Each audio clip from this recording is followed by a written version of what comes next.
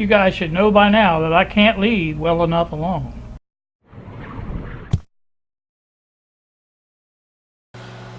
Good evening, YouTube, here on a Tuesday evening. This won't be posted until tomorrow, but I wanted to, it seems like I've gotten in the mood here before I go to bed to do more work on this project. So 11:17 is the time, and I've gotten some more progress, better progress. This is going to fit with no problem. I've done some rearranging, and I'm going to show you that now.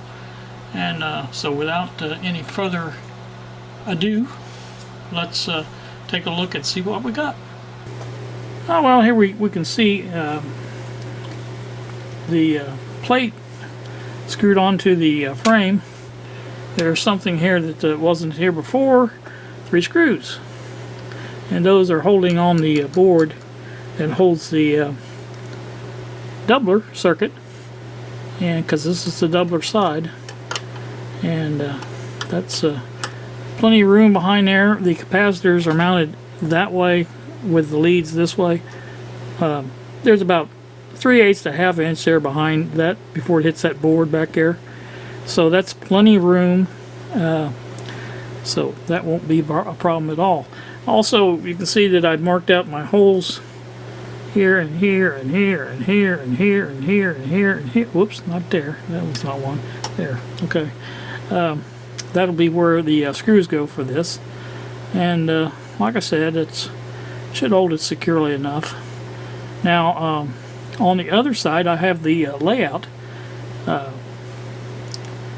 that it's going to have with the components, and I have most of it done, just waiting on parts. The 47K 3-watt resistor and another meter, and once those arrive, this will be it. It will be ready to go. So let me take it and show you how my component layout is going to be. Stay tuned. Yeah, you've seen what it looks like on the back on the mounted. This is what it looks like on the other side. Now these are not these items have not been screwed in. This one has, that one has been. There's 3 screws in it. 1, 2, 3. There is still missing a 47K bleeder resistor here, and the output terminals like that. So once those are, I won't hardly stay there. Now that, like I said, that's going to be basically it. Now these on here have not been screwed down. What I did, and it's kind of hard to see, but there's little spacers there, little plastic spacers. Made them out of some plastic tube. Oh, there it is. Like this here. And I'll do the same thing for this side. There's going to be 3 screws in this, just to hold it to firmly to the board. It's not doing anything else. And this board has been finished, is finished soldering, and is totally done except for connecting it to this filter capacitor. Everything else is done. Well, I take it back. Everything is not done. There is a 22K 2-watt resistor goes across there. That will be soldered too. So I probably could put that on this board, but I think I'm going to go ahead and put it on there. I'll see what it looks like. I may go ahead and put it on the board. It just depends. But anyway, it goes across the cap. So that's your bleeder resistor. And again, like I say, the 47K that's coming in the mail will go over here. I have a little extra space. Now there will be them terminals in there. I think they're going to be up front, pretty close anyway. Now this fuse holder is going to go right in the middle of the 2 outputs. Your outputs for this side will go here. Got positive, negative, or negative, positive, whatever to decide on. Be on each side of that. And same thing over here, positive, negative. There's nothing in the middle. There's no fuse on this side. And we have the meter, plenty of room for the meter up here. You can see the hole here, and see that comes up against it, but it doesn't, it doesn't get in the way of anything. So this was just the best way to do it, and I do need to find something to hold this down firmly. I'm thinking a strap across it, but I need to get something that's can be gotten off and on and things like that without too much hassle. So I'm still thinking on that, and I will come up with something. Probably it'll be something on the order of a screw sticking up here and a strap coming across there, and you tighten it down. The more you tighten it down, the tighter it holds it, and then you just take it loose and it'll come off. So that'll be that way. So again, need to keep that over. Now this is, like I said, the washers are good. I'll make more washers for this side. And there's also, and you can't really see it, but there's a very thin piece of plastic right there, made out of this stuff here. And I just wanted something a little bit of a, it doesn't touch the license plate, but just in case, you know, somebody pushed in or pulled out or whatever, you know, a little bit too hard or something, there would be a piece of plastic there to keep it from hitting the plate, shorting out. So that's the same way it's going to be on this side. I'll have a piece of plastic on this side. I may try to find just a little thicker one on this side, more current on this side for one thing. So that's that. Now I want to show you something else I got in the mail today, and this is I've been kind of wanting one of these sets for a while. These are the desoldering needles. I'm going to try them out here one of these days. They're supposed to work pretty good.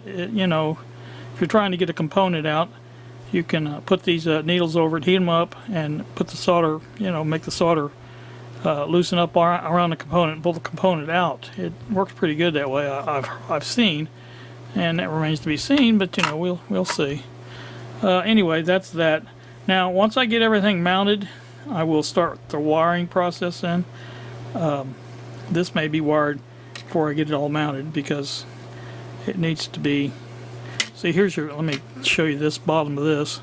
This is your minus rail, your negative rail here.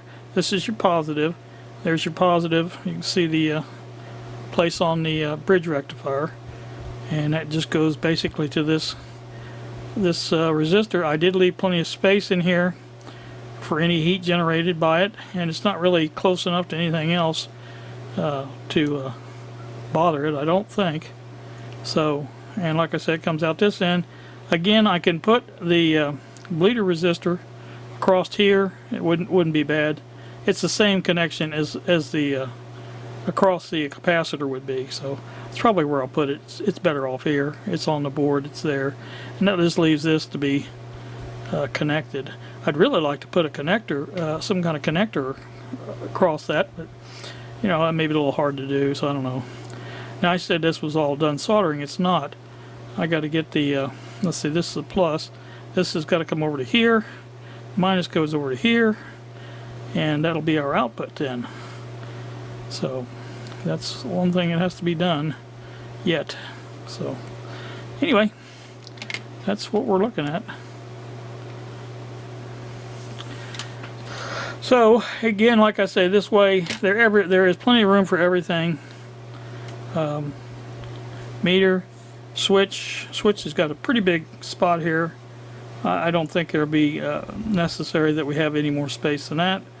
Outputs even with the fuse, and all the wiring will go to the switch or to the meter. I wish I could find my other binding posts. I was going to put those in there, just sort of look at it and see. But anyway, that's what that looks like. So, all right, let's go to the next. Okay, now you've seen everything that I have going. Just a matter of screwing a board on and attaching that big capacitor. I'm hoping I can figure out a way of doing it. I've come up with several ideas. One of them was involving this strap here. I thought about, you know, just making a U-clamp like that. That may not work because of this springiness. I don't know this. Just a thought. Had several thoughts on this process, but you know, that's a pretty chunky piece of hardware there. So I want something that's gonna, you know, make it stay. I'd hate like heck for that to fall down there, short out. That'd kind of cause a fire, I would think. So like I say, that will be securely. Another thing I never thought about, I was talking about putting a strap on here. I could also put a screw in the plate there with a stop so it can't fall down. That might even be better as far as that's concerned. So just things to think about. Again, there's another thing, another strap across this way. I'm sorry, across this way. You know, that would hold it in. One across here and one across here, that would do it. So I don't know. Just some things to think about. I thought about one of those, remember on the Heath kit they had the little springy things for the big capacitor. I don't think it was this big, but you know, it might be able to be altered enough to work there. Another thing to think about. Like I said, just some of the options I'm weighing. And anyway, now you've seen my layout, and you can see there's plenty of room. And I don't know why I didn't think of this to begin with. Well, one of the reasons I didn't think of this is because I thought these were going to be axial leaded, and I thought they were going to be a lot bigger. And being as they aren't, it fits that way, so good for me. So, alright, blabbered long enough, and I'm going to get off here, and like I say, I'll post this tomorrow morning sometime after I get up. I do have to pick up Kylie again tomorrow and take her to work at 5. Well, we'll leave about 20 after 4 again. That's what time I usually leave to get there. And so that is going to be that. You guys have a pleasant evening. Thank you very much. Blowing bubbles again. You guys have a pleasant evening. Thank you very, very much for watching this series. I've had my ups and downs, obviously, and I think this is the better of the choices, and I believe this one's going to work really, really well. So, like I say, you guys have a good evening. Thanks for watching, and we will see you. That's you. You, Bill. See you.